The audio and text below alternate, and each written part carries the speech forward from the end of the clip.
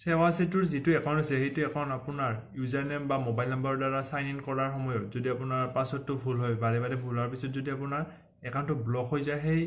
একাউণ্টটো কেনেদৰে আনলক কৰিব লক হোৱা একাউণ্টটো সেইটোৰ বিষয়ে যি ভিডিঅ'টো বনাম যেতিয়া আপোনাৰ পাছৱৰ্ডটো ভুলকৈ মৰাৰ ফলত যি লক হ'ব লক হ'লে এনেকুৱা ধৰণে আহিব your account is lock kindly refer to email and SMS to unlock your account আপোনাৰ লক হোৱাৰ লগে লগে মোবাইলত এটা মেছেজো যাব এতিয়া আনলক কেনেদৰে কৰে সেইটো দেখুৱাব লৈছোঁ এতিয়া আপুনি ইয়াত যাওক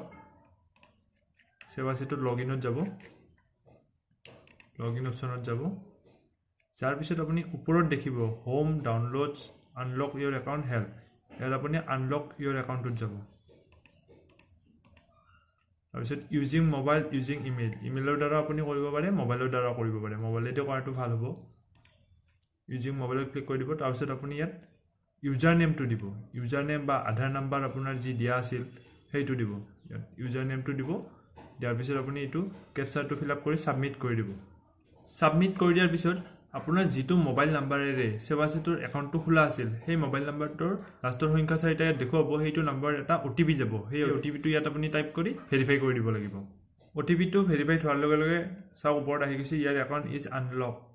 কাইণ্ডলি লগইন তাৰপিছত আপুনি লগইন কৰিব পাৰিব আৰু আনলক হোৱাৰ লগে লগে আপোনাৰ মোবাইলত এটা মেছেজ যাব যিটো নাম্বাৰেৰে আপুনি একাউণ্টটো খুলিছিল সেৱা সেতু